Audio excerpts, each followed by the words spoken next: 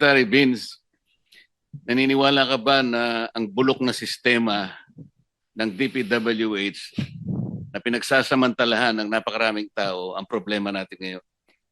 Tama po kayo. Naniniwala po ako. Kahit na magpakulong pa tayo ng napakaraming contractors. Halimbawa, 1 milyon na contractors at sa mga opisyalis ng DPWH, pag hindi natin nakorek ang sistema, walang mangyayari.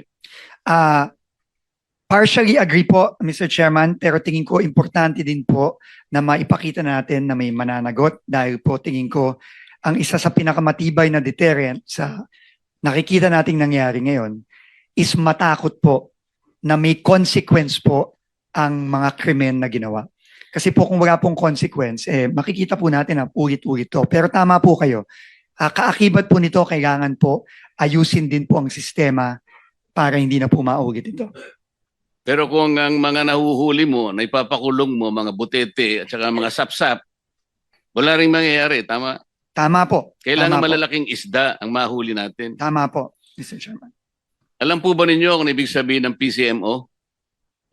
Opo, ito po ang project monitoring system na dapat gumagana sa loob ng Department of Public Works and Highways.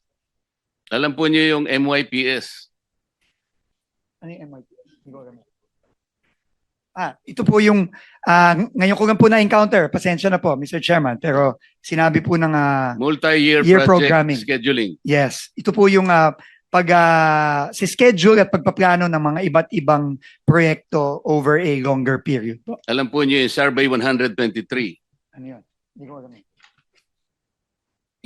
Alam Aalamin ko po, yung Mr. Chairman. RBIA. Hindi ko po alam. Alam Aalamin ko po po. niyo yung SDM4. Hindi din po. Hindi ko din po alam yun. Ang problema po kasi ito yung mga sistemang ginagamit ng mga kawatan sa inyong departamento. Sabi ko nga, kung puro sapsap at mga butete lang ang pakukulong ninyo, walang mangyayari. Agree po ako. Pero sana po, kung makulong po natin itong mga sapsap, sana po malaman din po natin kung Hindi sino po yung yun mga ang nasa layunin itaas. ng kumiting ito. Hindi sapsap, hindi butete ang aming hinahanap. Agree po. Yung malalaking isda para matigil po ang mga kawatan. Agree po, Mr.